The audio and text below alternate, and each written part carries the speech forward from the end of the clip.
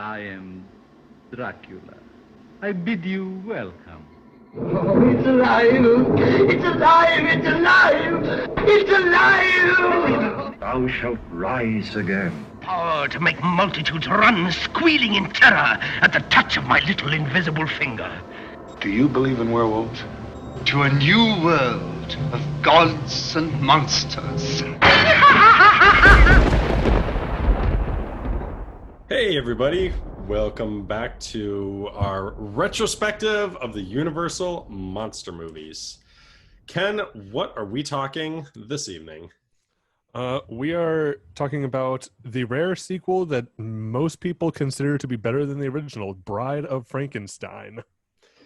And I am one of those people. As much as I love the original, I cannot deny how much I love everything about this film. It just feels like everything in this movie like the original is and always will be the classic. Mm-hmm. But this, like, to me, this is like the Aliens to Alien. Okay. See, it's tough for me. It's tough for me to decide which one I like better. I mean, just how iconic it is. Part of me just wants to say I like the original better, but this one does have so much more going for it. The soundtrack to this movie is just excellent. I love, like, every character seems to have their own soundtrack. Like the monster sort of, I forget how his sort of goes, but it's like I'm not even gonna do it. But like the Bride's is so obvious. It's like that 3-note dun dun dun. You know what I'm talking about? Mm-hmm. Yeah, and but anyways, yeah, this movie just has so much going for it. Where do you want to start? You know what? I almost have a feeling this is one where let's just start at the beginning. I mean, this is one where, you know, with the original, we thought it was over. The windmill burned down, but it makes sense how the monster came back. You know, it's made of wood. He fell down underneath it all, fell down into the area beneath it.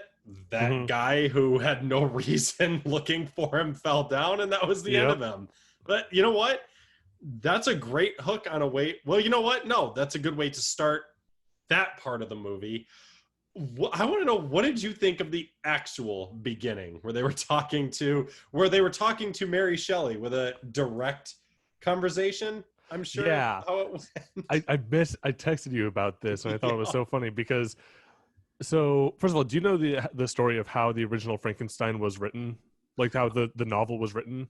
I don't. So, Mary Shelley was like on vacation in Switzerland with her husband, Percy Shelley, and their friend who was a poet, Lord Byron.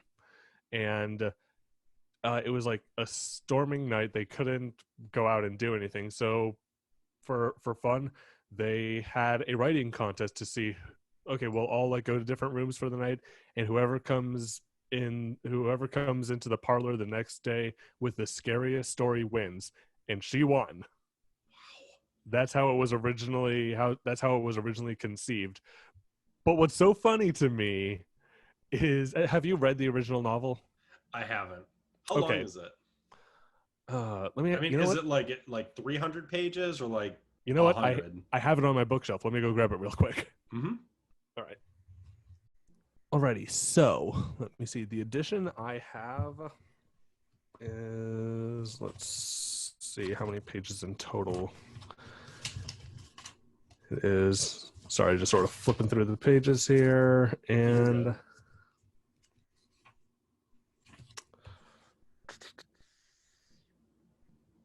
241 pages.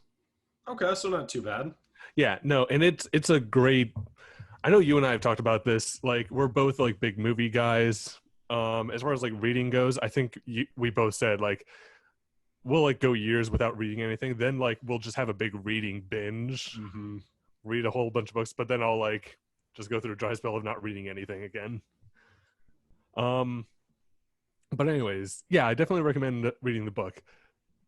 That being said, the book is like nothing like the movie. The monster is very articulate and well spoken. There's no hunchbacked assistant. So Frankenstein isn't even a doctor; he's a college student. So Kenneth Branagh's Mary Shelley's Frankenstein followed the book more than this.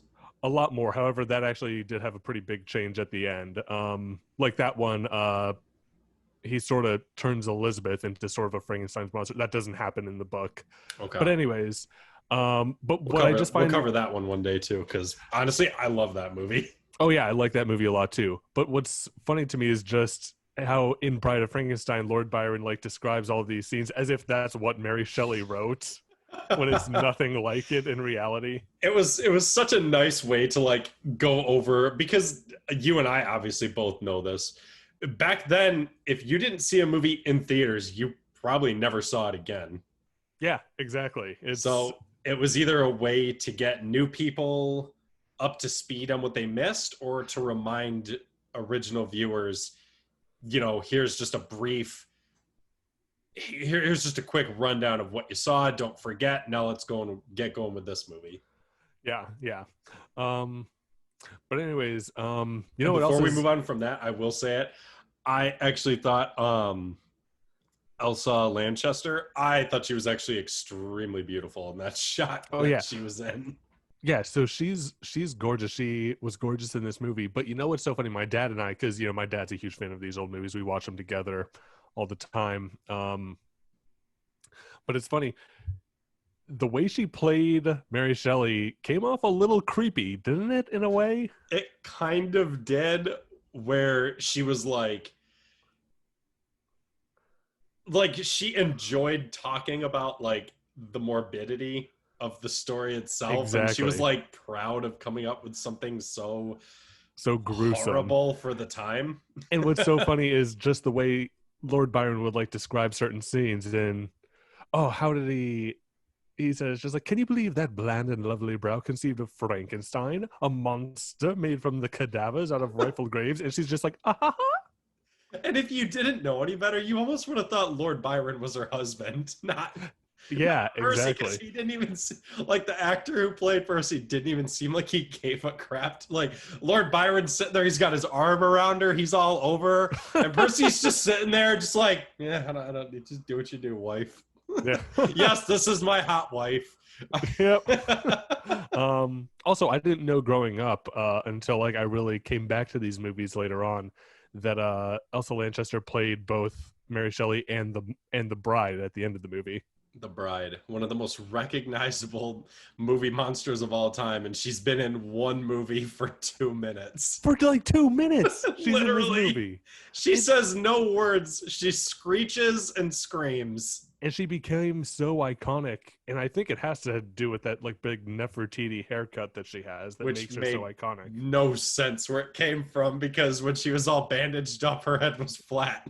Yeah, exactly. had to be a lot of product in that hair to make it come back up. It's just weird we never saw it designed like her again, especially with stuff like the Addams Family and the Munsters. Yeah, you'd think so. I mean, we knew especially with the Munsters, because it's like we basically had 2 vampires in that movie, Grandpa and why did the wife's name fall out of my head? I don't know, but is it Marilyn? Maybe. But I gotta say this, I feel like this is going to be sort of an extra long episode if we keep going on tangents. But no, I just want to say, did you hear apparently Rob Zombie is going to do a reboot to the Munsters? I saw that and I was so let down, because after rewatching his Halloween movies last October, I don't know. Well, I don't need the Munsters to be sexualized or swearing every 5 seconds, or screaming rednecks, or just uber violence and gore. It's like, I can't see him doing comedy. Yeah, I don't know what he's going to do with that, but it's so funny because Matt, who's been on here before, host of Film Feast, he and I were talking about this, and he's just like, he saw a ton of people like posting like angrily, just like, oh, Rob Zombie's going to ruin the Munsters. And Matt's first thought is just like, well, you're really like such a huge fan of the Munsters that like you're so angry that it's being desecrated. I'm not the biggest fan, but I always liked the Munsters growing up, watching Nick at Night, the Brady Bunch, Yeah. the Munsters, sometimes the Addams Family, I think. Right. And it's just like, obviously, it's not sound stereotypical, but it's just as a boy growing up, boys and girls, you would have fun with monsters. And yeah. And I liked all those sitcoms. So it's like the Munsters, like, I can't tell you the last time I watched them, but for the longest time, like, I think I rewatched the Addams Family movies like a year ago. And I was just like, you know what? They've paid so much attention to the Addams Family over the years.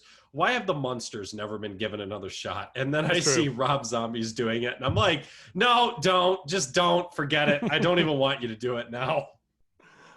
Anyways, we got to get back to Bride. Yeah, so back to we've scratched the first 2 minutes of the film so far. Well, the first 2 minutes, and we like jump to the end where she's at. Here's what I want to ask about. Who I think, and Karloff is great in this, Clive is great in this, but the real star of this movie for me is Ernest Thesiger as Dr. Pretorius. Yes, he is what makes. Well, he's one of the things to me that makes this movie better than the original. That man is like one of the best characters ever. He is like, yes, Frankenstein was like the stereotypical mad scientist in the first one. Pretorius takes it to the next level. I just love the way he says some of his lines. Like when the bride comes to life, that infamous, the bride of Frankenstein. Yeah, well, and he's just got the great line, to a new world of gods and monsters. Oh, just the way he says it is perfect. Yeah. Also, you really just get some very, like, sinister attitudes that he has. Like, so one thing that's, now, I'm not sure if this is true, but I feel like I heard, I can't find this info anywhere now, but I swear I heard this, that Ernest Thesiger was James Whale's like drama coach. That's what I swear I heard it. I could be totally wrong, but so what's interesting about James Whale is first of all, he was an openly gay man at that time, which was unheard of, like in the 1930s. But it's just, and you sort of get a sense in his filmmaking how he just sort of like scoffs at tradition and like traditional things, and you sort of get that with like Dr. Pretorius, because he says, what was it? I forget how it leads in, but he's just like, yes, and your stories of God, if you care for your Bible stories, just the way he sort of scoffs it off. Mm-hmm. Yeah, that was blasphemy back then. Mm-hmm. Yeah, but yeah, Pretorius is great in this movie. And just how random it is when he's like, and just, it didn't need to be there, but it just elevated the scene when he was showing Frankenstein all of his creations of those little people. Yeah, another great special effects awesome. Too. Yeah, great special effects for the time too. Oh, and I love when he has the one that's sort of like a Mephistopheles style devil, and he's just like, holds a resemblance to me, don't you think? Because Pretorius is sort of like the devil on his shoulder, like luring him back to the wicked ways of his experiments, Well, and like even later in the movie, when we'll jump forward a little bit, when he's like telling Frankenstein, like, you're going to work with me, look, and he's like, no. He goes and opens the door, and the monster comes in and speaks, and he's just like, yes, there've been many developments since he came to me. It's just like he's lording over Frankenstein with his own creation, and he's taking credit for teaching the monster to speak when he didn't do it at all. Yeah. And if we're going to bring that up, let's talk about my favorite scene in the whole damn movie. Everything with the blind man? The blind man. Oh. Everything with the blind man. Chad, I'm just going to be straight up with you. When I, as an adult, when I watch that scene now, I tear up. It's heartbreaking watching the blind man when he's helping the monster go to sleep, and he's praying over him, thanking God for bringing these two lonely souls together. And you're just sitting there going, world, leave them alone. Yep. The monster is not afraid of this man, and this man is not afraid of him. Leave them alone. And it's just then like those two men come in and the whole place goes up in flames, and just the last line of the blind man, is it like, what have you done to my friend or something, as they're dragging him out of the burning house. And it's just like, you two pricks just destroyed the life these two could have had. Yeah, and you've probably destroyed much of your village in the process. Exactly. Yeah. Watching him teach him how to talk and get over his fears, it's like, wow. He just, again, it's stuff like that where it's like, this just seemed like it was ahead of its time. Oh yeah, it was so good. And one thing that you brought up to me that I totally forgot about, but it is hilarious, is Elizabeth looks nothing like she did in the last movie. Isn't she blonde in the first movie? I believe so, yeah. She's a brunette in this one. Yeah, totally different actress. I'm watching it, I'm like, she looks nothing like Elizabeth. But like you said, home video wasn't a thing back then, so and this movie came out 4 years after the original, so... It still makes you wonder what happened to the original actress. Yeah, absolutely. I'm just glad they weren't at the point where they started, replacing actors for all roles. Like he could have replaced Frankenstein and the monster if he'd wanted to. Oh, well, thank God he didn't. And another person, I'm not sure if we mentioned him last time we talked about these movies. I'm pretty sure we did. Jack Pierce, the makeup man. Mm-hmm. What's so impressive about his work here is you look at the monster and he looks like he was in that fire. Like his hair is sort of singed away. You can see the clamps on his head. His clothes are all tattered up. Exactly. And as the movie progresses, he looks less and less burnt, So really great attention to detail there. Maybe that's where they got because remember, jumping forward to a different movie, I think it's Ghost of Frankenstein, where Igor gets in the body. Or is that Son? That's Ghost. That's Ghost. Where Igor gets in the body and he's like, I am immortal. Maybe that's where they took that idea from, like that the monster can't die. Because, how many times did he get shot in this movie? Oh, my goodness. He's taking so much abuse in this. He's like hung up on a stake and like beaten by the townspeople. He's shot. He takes so much abuse. He finds one friend and these two guys are like, nope, we're going to ruin this life you could have had. He killed a lot of people in his rampage through the city, too. Yeah. Like, I forgot about that on my most recent rewatch, but it was like there was multiple people where they were just like, oh, what happened to this man? And then they're like, tell his wife. And then they run upstairs. Oh, there she was back. Una O'Connor again. Yep. Oh, the Fraulein. She's been hurt, too. Mm-hmm. Oh, my goodness. Also, speaking of Una O'Connor, that moment when he comes out of the pit and she like just turns around and sees him, just like the noises she makes and she runs away, hilarious. It's awesome. And it's like unintentionally, because I guarantee to her, everyone was really like, that's so annoying. But nowadays it's like, yes, it stands out so much. Exactly. I think so. One scene that always, and this is just a quick one that made me scratch my head, was remember how Pretorius was like, we have Elizabeth, help me make the bride and we will set her free. And then it's like both of his henchmen are at the castle, and then just out of the blue, right at the end, Elizabeth comes running to the castle. And I'm like, what? Yeah. Who was holding her hostage, and and they had a telephone in the movie? Yeah. When did Frankenstein take place? The 1600s? Yeah, who knows, man. They had a phone that they basically had the first cell phone, because that wasn't a landline that could connect a castle to a mountain. Yeah, I would imagine so. So James Whale, he came up with the idea for the first cell phone. Good for him. Exactly. I feel like there was something else I wanted to say about Pretorius, and it's slipping me, but But okay, so when so the ending. So we talked about the bride, how she shows up. Let me ask you, why especially in these old movies do they have just self-destruct levers unattended? They're not in a case, they're just there and anyone can take and destroy the whole place. And they even shouted that, "Don't touch that." It's like, well, why do you have it? Yeah, like, why did you put this in? Like, why is it here? For someone who was like so sure of themselves that they were going to make this creation and it was going to be perfect and amazing, why would you ever have a backup plan of total destruction?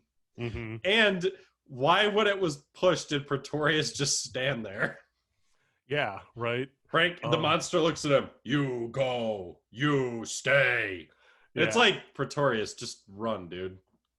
Right, exactly. You don't have to stand there. You can go. You can leave. I'm pretty sure you can outrun him too. Right. The monster's not going to chase you. The bride was brain dead. She didn't really care what you did. Yeah, she was like a newborn child. She's just standing there screeching and screaming and hissing. So it's like, just, she doesn't care what you do.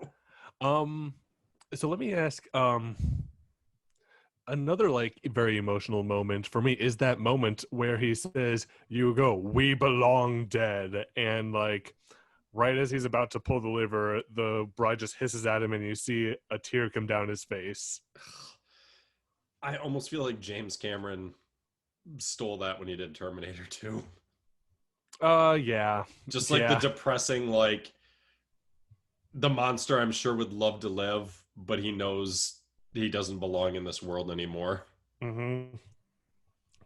But I mean, just that line really does stick with me. Just the "we belong dead." It's really heartbreaking. You want to know where I heard that line for the first time in my life? Where? Bride of Chucky. Oh, yep.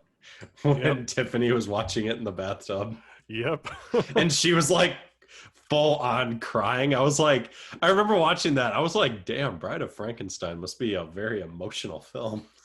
Yeah, well, it has those moments. The moment with the blind man, like I said, really gets to me. Mm-hmm.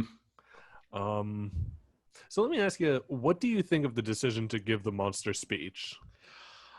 I liked it because it felt like a natural evolution of the character. This movie wasn't just rehashing the first one. Yeah. I'm glad they went back to him not speaking, though, because you almost can't.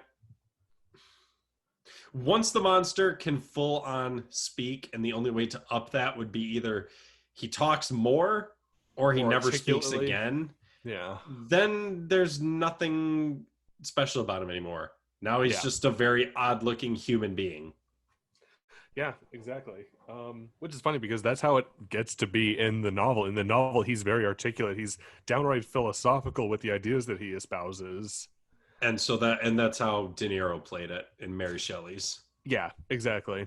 Anyways, but no, as far as giving the monster speech, it's sort of a mixed bag for me. And you know what? I think it ultimately was the right decision because, we have him mute in the first movie, and that's a great mute performance. This is an expansion of the character, and I think it's an interesting way to explore him. And I did like how it worked with the blind man too, where he just kind of, when he first meets him, he's just, Mm-hmm. My friend, you cannot speak and I cannot see. Yep. It's tough for me to say which one I like better. I even like Son of Frankenstein a lot, and we'll talk about that one. But that one I like for totally different reasons. Oh yeah, because that one with the son and Igor, it's a completely different beast. Karloff is no longer the star in that one, right? And we'll get to that one. Yeah, that one's great too, but like you said, for different reasons. I mean, Frankenstein and Bride are perfect hand in hand. Like I don't even consider Son to be like the third of a trilogy. I consider it to be the first of the next little Frankenstein series, because Frankenstein the Next Generation.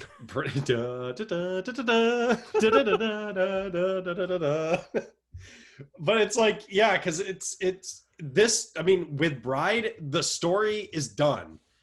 Yep. You know, They were the only two James Whale directed. Yeah, Frankenstein and his wife got out, the castle blew up, the bride, the monster, Pretorius, gone. And it's like, it's over. The story is done, and the next one was a new beginning. So it's like, I mean, yeah, I mean, sure, if you want to consider it the third, no problem, it is, but I don't consider it like, you know, it's not like the third movie like Return of the Jedi or something. Yeah. It's not completing a story, it's beginning a new series of stories. And it feels very out of sync with those first two. It's a totally different feel. Absolutely, yeah, made in a different decade. Yeah, but we'll get there. Well, I think that one came out in 39, but good point. But anyways, no, but I mean, Bride of Frankenstein, it's got music now. You got a bunch more interesting characters. Really, it's I mean, I'm still torn on which one I like better because the original is so iconic, and I do like the chilling quietness, but technically I can't deny this is a much better made film. Oh no, you can absolutely look at I don't even want to say the inferior made film, because I would never call Frankenstein an inferior film, but you can definitely look at the original that didn't have a lot of what the sequel had to work off of what were we missing in the first that we want to add to this one. You can still look at the original and be like, well, I still prefer it. Like, a lot of people will just use Alien and Aliens again. Yeah, Aliens is the quote unquote bigger, superior film, but the original still has plenty of people who say Alien is better than Aliens, even though Aliens is bigger. And I'm one of them, actually. I prefer Alien to Aliens. Nice. Yeah, I know I'm in the minority on that. I know you and Matt both love Aliens more. Ooh, I love Aliens, one of my favorite of all time. Yeah, but no, but I absolutely it's tough for me. I honestly cannot say which one I like better, Bride or the original Frankenstein.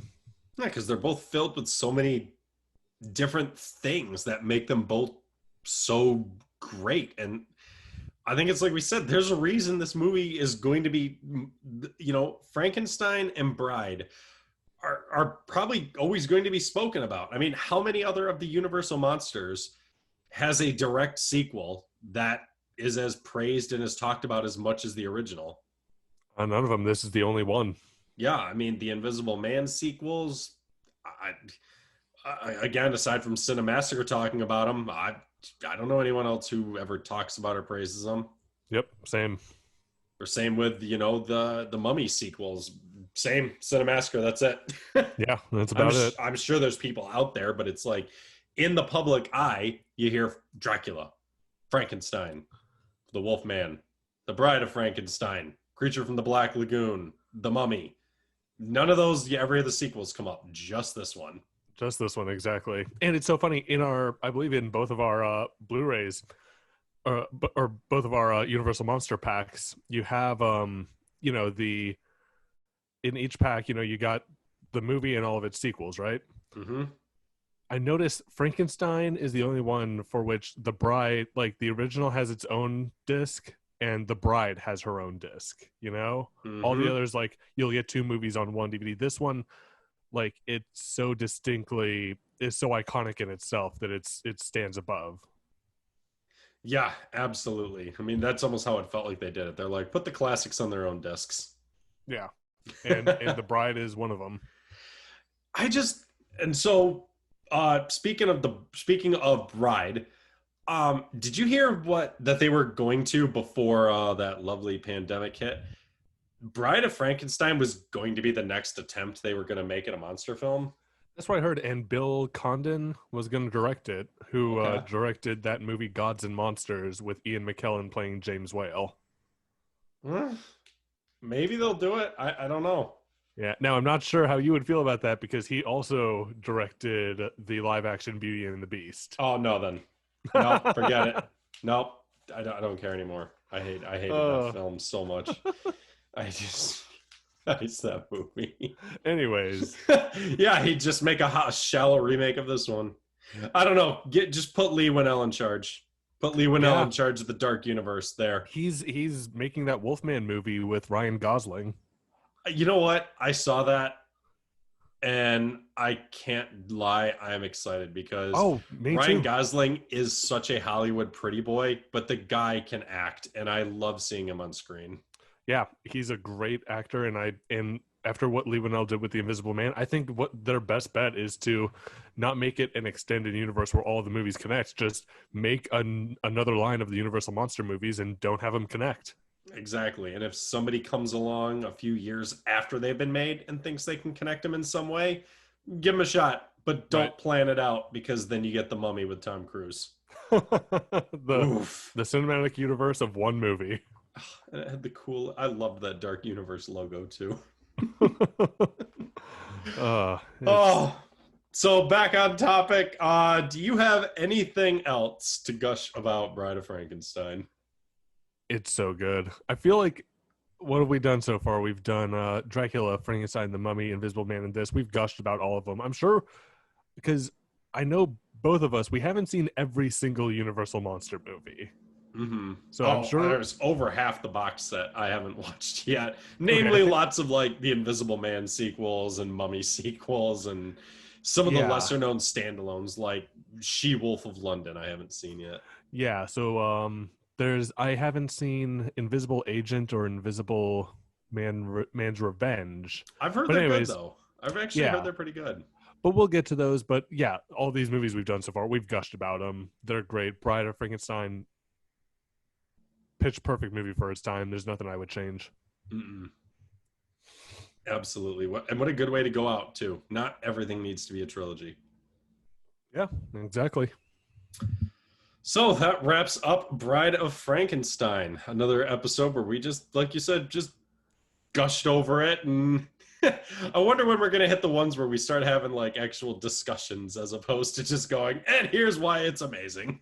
Exactly. Well, I think we'll have a bit of discussion to have about the next one, but we'll say that next time. Very true. So we will finish up this episode, and we'll see you guys in a few weeks with the next one. I'm Chad. Thanks for listening in. I'm Ken. Take it easy, everyone.